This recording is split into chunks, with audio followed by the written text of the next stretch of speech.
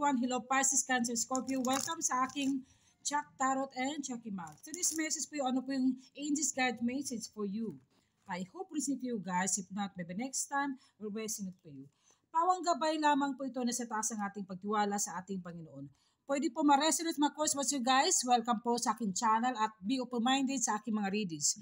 The Sun, ito nang dumating yung araw mo may kaliwanagan, brilliant joy and happiness, and successful ka sa iyong career mo at ipagpatuloy mo ang mga pangarap mo sa buhay. Ang sabi po ng ating gabay ng ating anghel, this is happy time na magkaroon ng magkabanding sa iyong family mo, sa mga anak mo. At ito naman po, the Knight of Fire. You're very passionate lover of workers, adventurous, self-assured, and restless. Wala kayong pahinga. Dahil talagang pinaglaban mo, pinagsisikapan mo ito para sa sarili mo at sa family mo rin at sino yung taong na nangailangan ng tulong. Pace of Earth, ito ay Taurus, Virgo, Capricorn energy. You are scholarly, dependable, patient, and successful. Successful ka sa iyong negosyo mo. Kung ano man mga posisyon sa buhay mo, kung saan ka man naroroon, ipagpatuloy mo mga pangarap mo. There are coming financial coming towards you guys. At maging wise ka na sa anumang gastusin kung paano mo to gagamitin. At kailangan tulungan mo yung mga sarili mong anak kung kayo may anak, lalo na sa family mo. At mahalin mo rin ang sarili mo. At ito naman po ang gabay sa ating anghel. Strength and guidance. You need to be spiritual guidance. Spiritual healing man by the Spirit. Kayo po ay ginagabayan ng ating anghel. Some of you na hindi makalimot at kayo ay nagdadasal.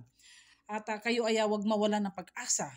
At ito naman po ay manifestation. Lahat ang minanifest mo, unti-ito mong makamit na mga pangarap mo. At mag-ingat din sa vision kasi hindi natin alam ng mga vision at tayo ay sinasabayan ng, alam mo na, mga bad spirit. Kailangan ng good spirit. Ipanalangin mo, ask guidance to the Lord and Holy Spirit kung totoo ba itong nakita mo sa vision mo, yung intuition mo. Lahat ng may manifest mo po, magkakaroon ito at matagumpay ka. Huwag ka din mawala ng pag-asa. At ito naman po, aking Jeremiel, learn from your challenge, relax and trust. I-relax yung sarili mo, yung puso mo. Trust each other, trust in God, trust yourself.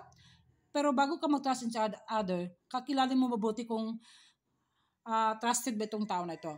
Trust instinct and trust intuition. At ito naman aking Moriel, ang sabi nating anghel, trust your own wisdom. You have faith is your psychic impression. Okay? Magtiwala ka sa iyong psychic abilities mo, yung paniniwala mo, yung beliefs mo, in good ways hindi sa masamang paraan. At ipagpatuloy mo lang at huwag makalimot pagdasal ng ating Panginoon po. Yan po ang gabay ng ating anghel po. Thank you po. God bless.